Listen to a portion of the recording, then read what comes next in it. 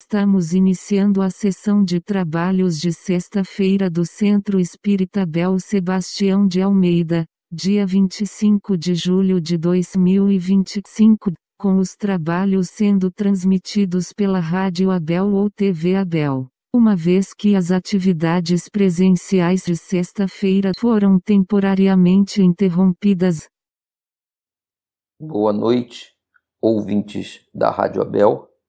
Como sempre fazemos, vamos ler uma página de preparo que irá nos harmonizar com os estudos da noite de hoje. A página que leremos do livro O que é o Espiritismo, por Allan Kardec, é denominada Dos Espíritos. E Allan Kardec nos diz: os espíritos não são, como supõem muitas pessoas, uma classe à parte na criação. Porém, as almas, despidas do seu invólucro corporal, daqueles que viveram na Terra ou em outros mundos. Aquele que admite a sobrevivência da alma ao corpo, admite, pelo mesmo motivo, a existência dos espíritos. Negar os espíritos seria negar a alma. Faz-se geralmente uma ideia muito errônea do estado dos espíritos. Eles não são, como alguns acreditam, seres vagos e indefinidos, nem chamas semelhantes a fogos fátuos, nem fantasmas, como os pintam nos contos das almas do outro mundo. São seres nossos semelhantes, tendo como nós um corpo, mas fluídico e invisível no estado normal.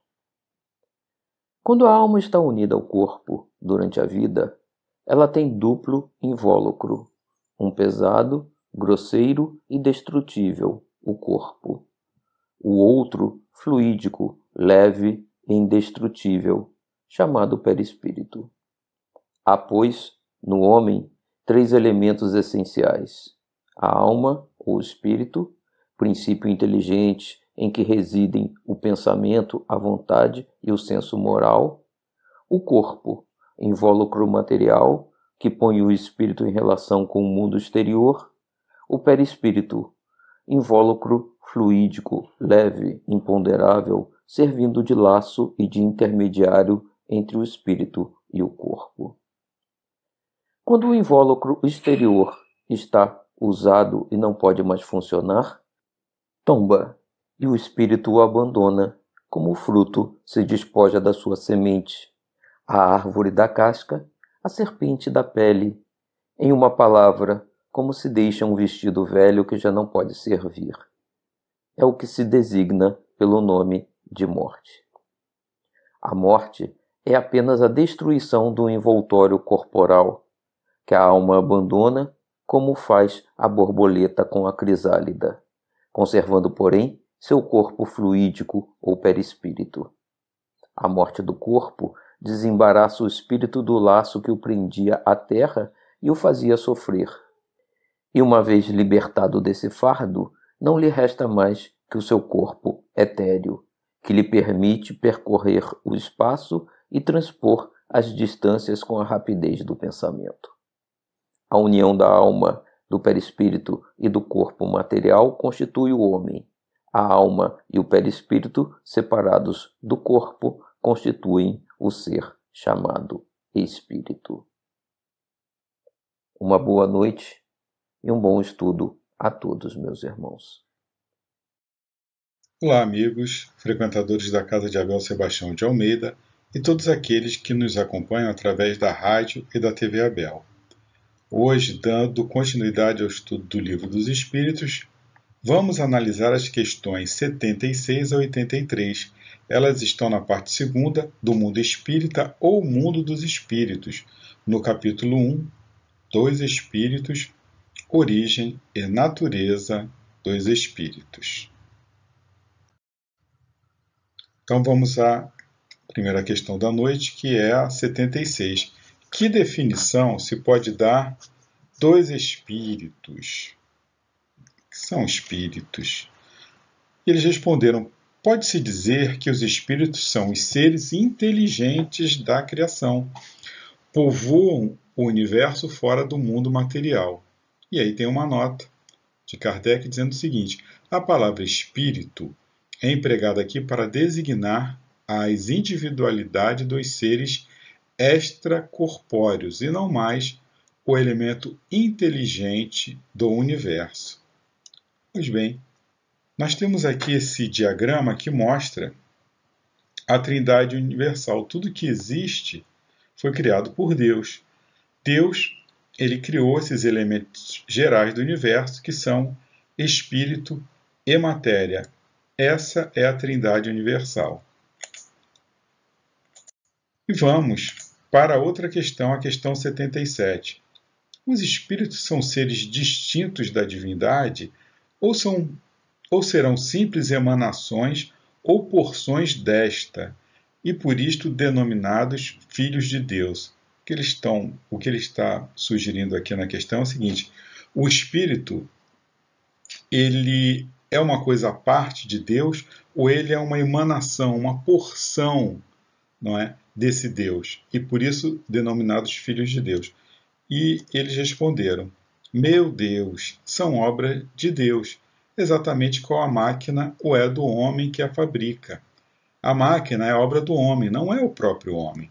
Sabes que quando faz alguma coisa bela, útil, o homem lhe chama sua filha, criação sua. Pois bem, o mesmo se dá com relação a Deus. Somos seus filhos, pois que somos obra sua. Então nós somos obra de Deus, nós somos filhos de Deus, não porções, né, como se costumava acreditar. Quando morrermos, nós vamos voltar, somos uma partícula de Deus e vai todo mundo voltar para Deus. Não é bem assim, nós somos criação divina. Deus nos criou, assim como nós vimos lá na Trindade Universal, ele criou tudo que existe, espírito e matéria. Dentro dessa criação espiritual, ali está contido o princípio inteligente. Então, nós somos o princípio, o espírito é o princípio inteligente, criado por Deus, uma obra de Deus, e não, né, uma porção. Continuando. Questão 78. Os espíritos tiveram princípio ou existem como Deus de toda a eternidade? Bom, vamos analisar, né? Os espíritos tiveram princípio ou existem como Deus de toda a eternidade? Ora, a gente já viu nas questões anteriores que Deus criou, né? O espírito é a criação de Deus, então, mas o Kardec ele era bem detalhista, né? E tem que ser assim, né? Para não ficar nenhuma dúvida. E o que os nossos amigos responderam: se não tivessem tido princípio, seriam iguais a Deus, quando ao invés são criação sua e se acham submetidos à sua vontade. Deus existe de toda a eternidade, é incontestável. Quanto, porém, ao modo por que nos criou e em que momento o fez, nada sabemos. Podes dizer que não tivemos princípio, se quiserdes com isso significar que, sendo eterno, Deus há de ter sempre criado ininterruptamente.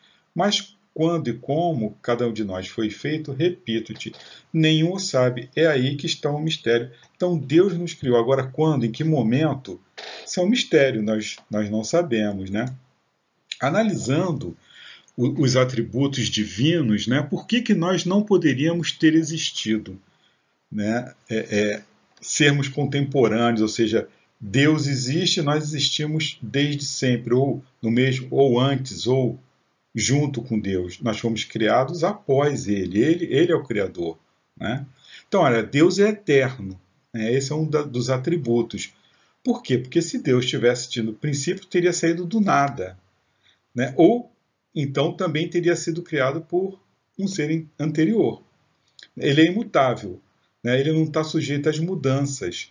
Né? As leis que regem o universo, nenhuma estabilidade teriam se o criador desse universo ele fosse sujeito a mudanças. Então ele é eterno e ele é imutável. E também é imaterial. Isso quer dizer que a natureza divina ela difere de tudo que chamamos de matéria. De outro modo, ele não seria imutável, porque estaria sujeito às transformações inerentes à matéria. Então, nós já vimos, ele é eterno, imutável e material. Aí é o único. Por quê? Porque se muitos deuses houvesse, não haveria unidade de vistas, nem unidade de poder na ordenação do universo. Então, você tem vários deuses, cada um ia querer criar e gerir o universo à sua maneira. Então, por isso que ele tem que ser único, né? Um outro atributo da divindade. Ele é onipotente, né? Ele tem o soberano poder. Porque se ele não dispusesse desse soberano poder, algo haveria mais poderoso ou tão poderoso quanto ele, que então não teria feito todas as coisas. As que não houvesse feito seriam obra de outro Deus, né?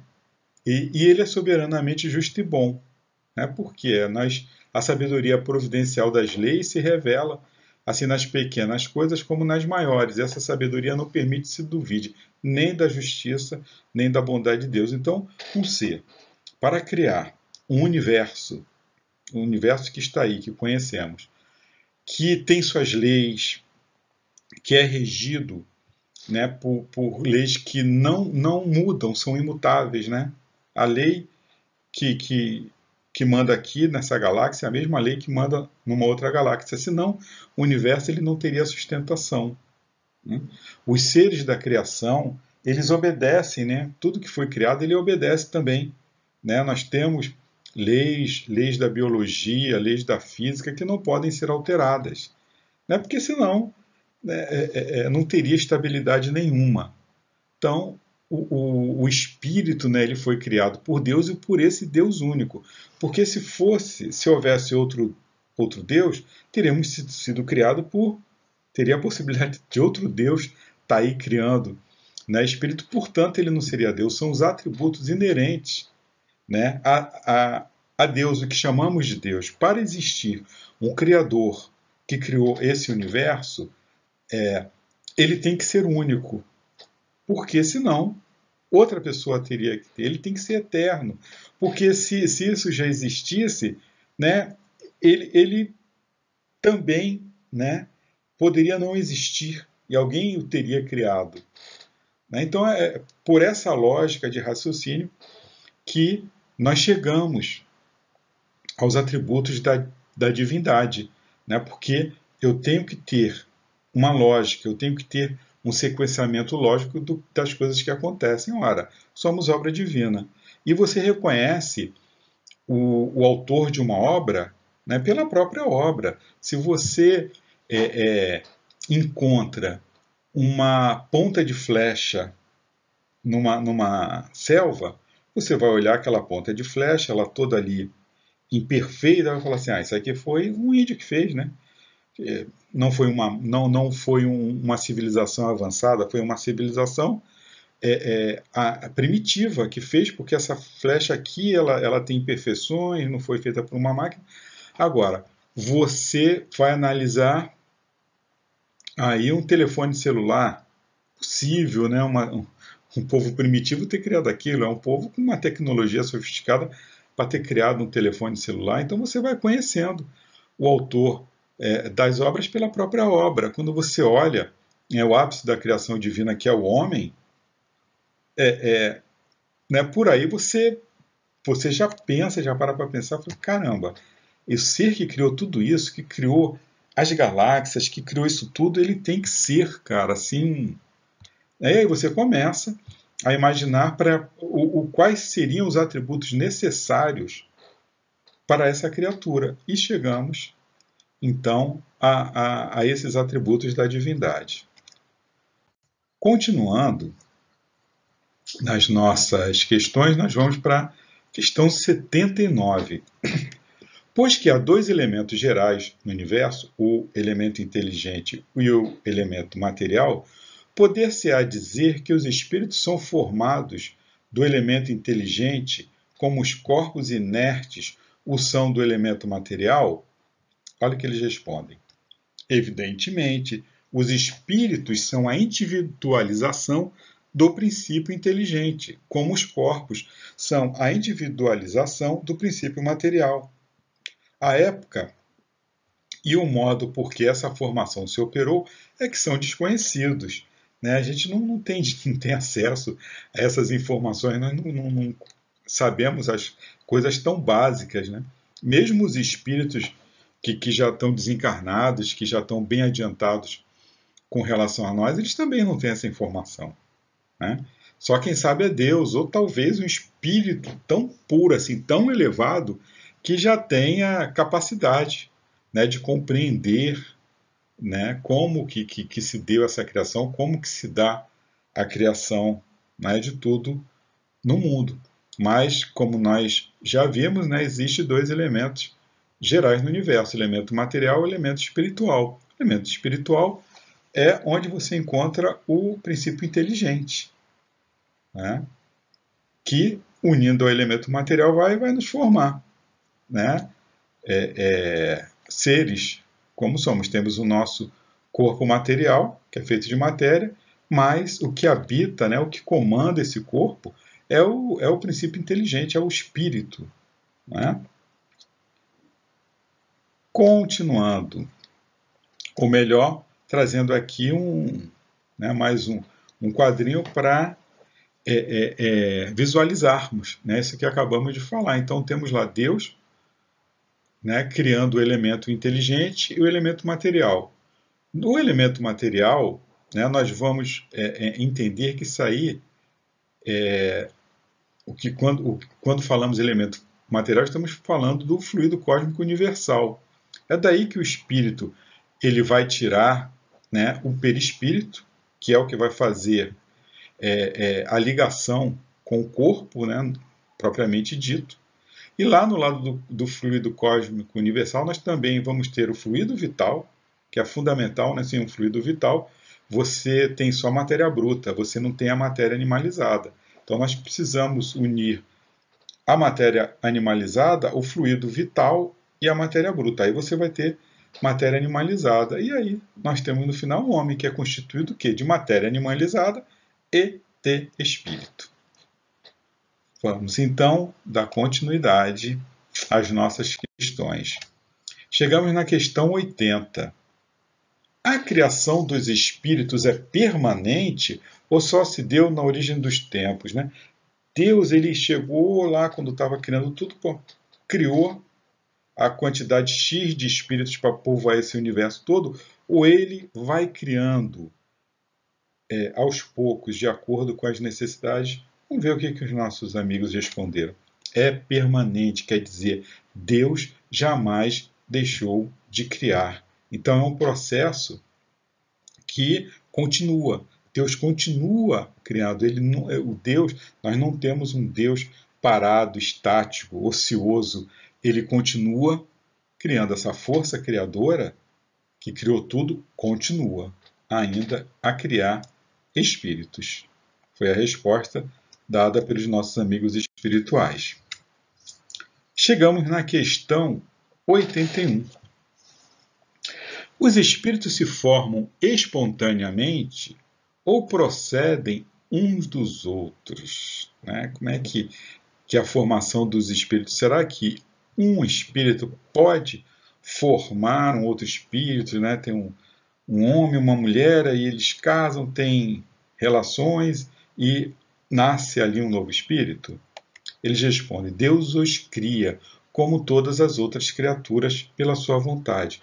Mas, repito ainda uma vez, a origem deles é um mistério. Então, a origem dos espíritos é um mistério, mas é Deus que cria.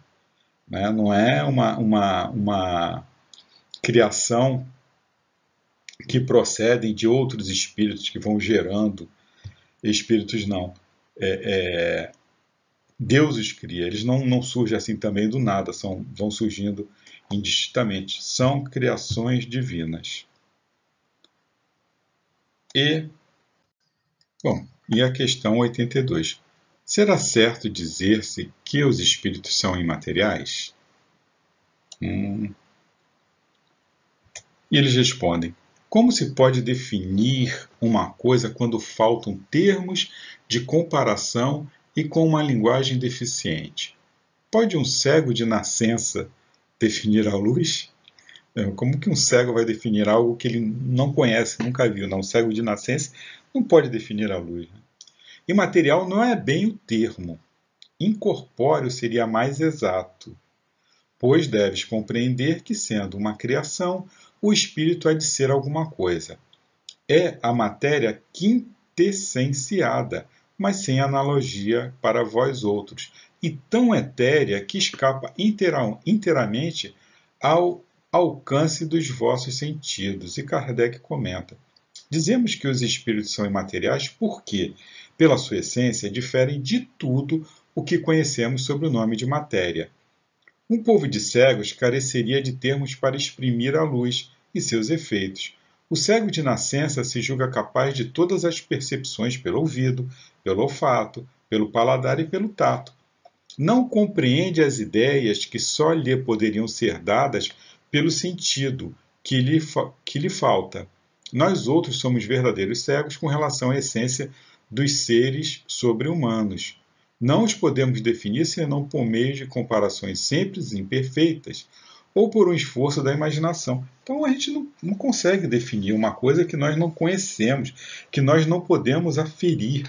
O espírito ele é feito de algo, ele é algo, com certeza.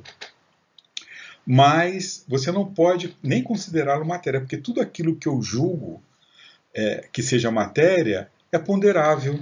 Né? Mesmo com a nossa tecnologia ainda um tanto quanto primitiva, né? as nossas ciências, mas a gente consegue ponderar a matéria, medir, pesar, analisar, mas nós não temos como, né? Não temos conhecimentos para analisar, né? o material, vamos dizer assim, de que seja composto um espírito. Né? Não temos, porque a gente foge, né, ao nosso conhecimento, nós não conseguimos imaginar, nós não temos como ponderar, não temos como medir, não temos, enfim, né, não temos tecnologia, conhecimento para isso. Né? Nós, por exemplo, né, fazendo uma analogia com a matéria escura, né, os cientistas, os físicos sabem que ela existe pelos seus efeitos, mas ninguém consegue pesar, ponderar a matéria escura. No entanto, ela existe, né? Ela consegue afetar gravitacionalmente, né? os planetas, os orbes, a própria luz, mas não se consegue pesar, ponderar, né? Saber como que funciona, quais são as propriedades da matéria escura, porque nós somos ainda primitivos nesse sentido, né, do conhecimento. Então, e por ora, né, o que nós conhecemos sobre, né, essas definições sobre espírito e matéria, por ora nos basta saber que são mundos diferentes. E foram colocados dessa maneira para que a gente pudesse realmente fazer uma análise em cima, né, dentro das nossas possibilidades. Então, separa os mundinhos. Eu tenho um lado que é só matéria e outro lado que é só espírito. Mas será que... Aí ele fala aqui de a matéria quintessenciada, que é tão etérea que escapa. Então não é matéria, porque eu entendo que matéria é tudo aquilo que eu consigo pesar, medir, ponderar.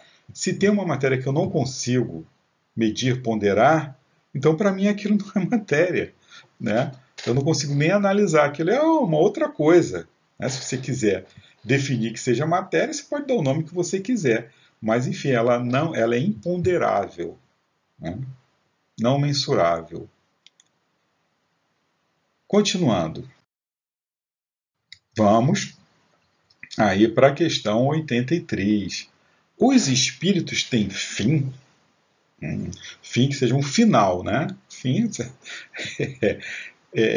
compreende-se que seja eterno o princípio de onde eles emanam, mas o que perguntamos é se suas individualidades têm um termo, né, têm um final, e se em dado tempo mais ou menos longo, o elemento de que são formados não se dissemina e volta à massa de onde saiu, como sucede com os corpos materiais.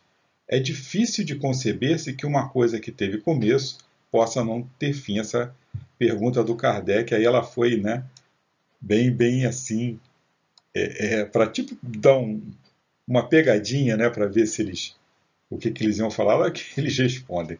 Há muitas coisas que não compreendeis, porque tendes limitada a inteligência. Isso, porém, não é a razão para que as repilais. O filho não compreende tudo o que a seu pai é compreensível, nem o ignorante tudo o que o sábio apreende. Dizemos que a existência dos espíritos não tem fim. É tudo que podemos por agora dizer. Né? Então, esse pensamento do Kardec, essa linha de raciocínio dele, realmente é lógica. Né? Se uma coisa teve princípio, teoricamente ela deveria ter um fim, né? Um final. E eles respondem, cara, não sabemos, né?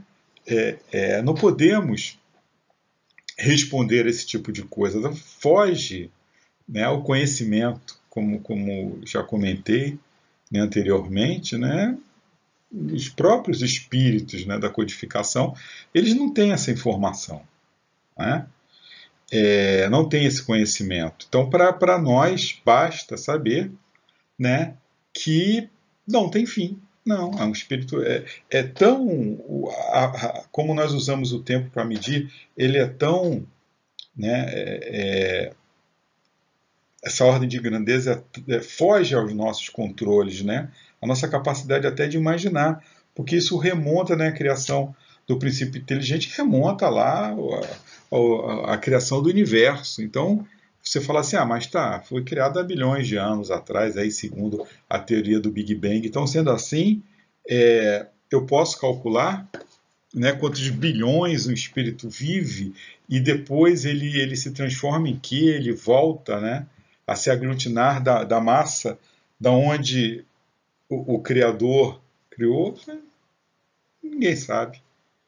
Né? Não tem como saber, é uma resposta que não tem. Você imagina uma criança que está frequentando ali a alfabetização e surge aí uma dúvida, escuta, eu quero saber, né, a criança, né, vamos assim, queira saber, e às vezes elas perguntam tudo, né, realmente, como que foi feito o universo, quem criou, de que maneira, saber os detalhes, e uma criança não tem condições de compreender. Você pode falar, dar esses detalhes ali, o que nós estamos falando, ela não vai entender nada, né?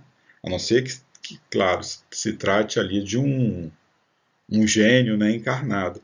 Mas você vai ter que usar termos, ideias, que aquela criança possa captar, possa compreender. Da mesma forma, foi assim conosco, né?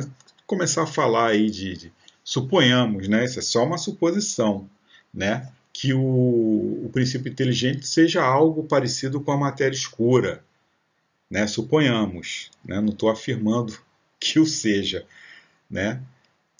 Mas enfim, a gente não tem conhecimento ainda para isso, né? Você sabe que existe, está ali, mas que momento que a matéria escura foi criada, como que ela age, como que ela interage, a gente não tem essas informações.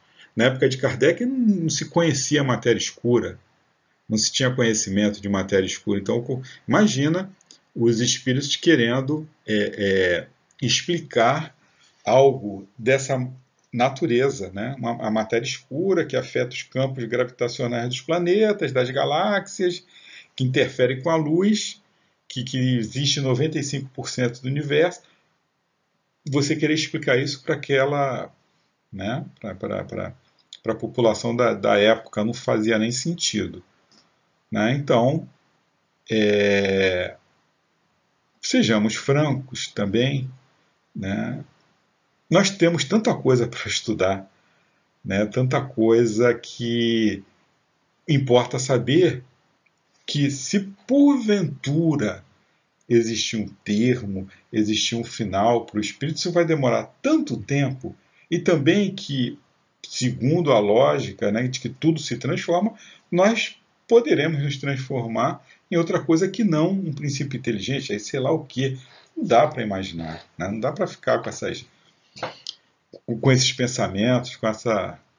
Enfim, não faz nem sentido. Né? Mas então, meus irmãos, seriam essas as questões. Pois bem, Então chegamos aí ao final desse estudo.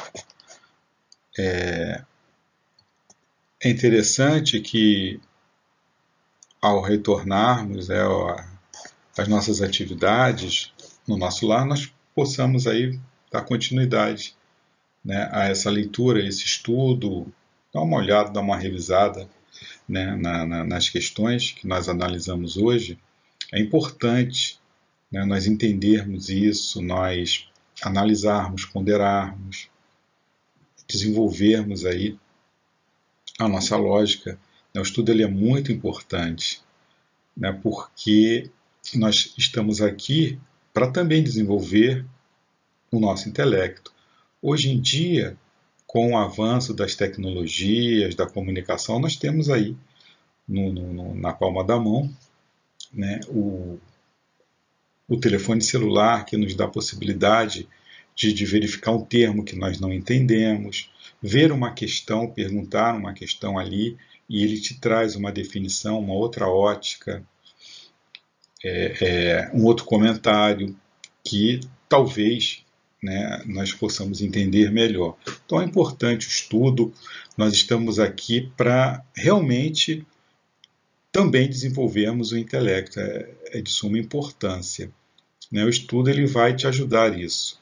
Às vezes a gente se assusta, né, com termo, com vocabulário, mas a gente tem que entender que nós vamos levar isso, né, para quando sairmos daqui, numa próxima encarnação eu já vou ter mais facilidade, se hoje eu tenho dificuldade, né, são etapas que eu vou vencendo.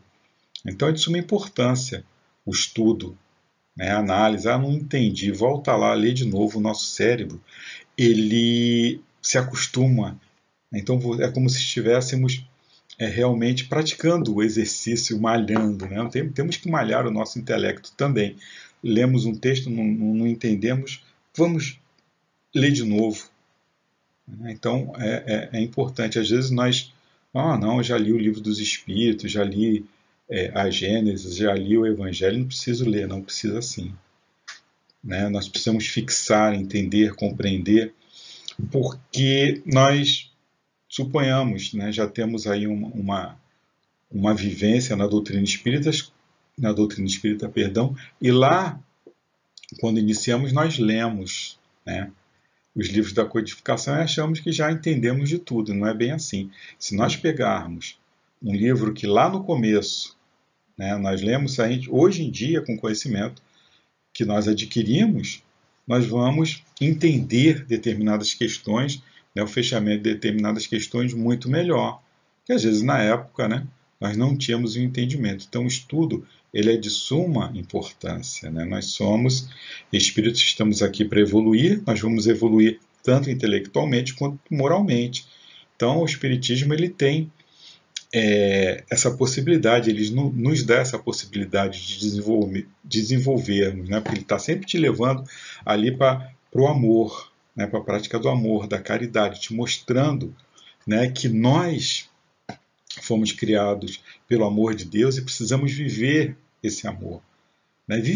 Vivenciar esse amor, o amor divino, né? Nós somos criação divina, nós estamos aqui para isso, para aprendermos a amar e desenvolvermos também a nossa intelectualidade, junto com a moralidade, né? Senão o anjo vai ficar um anjo capenga, ele não vai conseguir decolar aí, né, perfeitamente. Então, o estudo também é de suma importância. Mas é isso, meus irmãos, a análise, né, que nós fizemos aí dessas questões.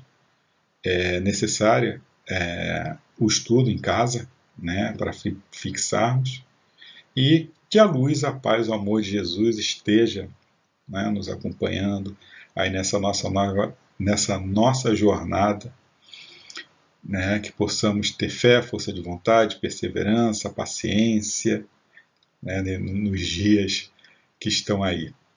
Que a luz, a paz e o amor do Mestre querido permaneça em nossos corações agora e sempre. Graças a Deus, graças a Jesus. Fiquem em paz.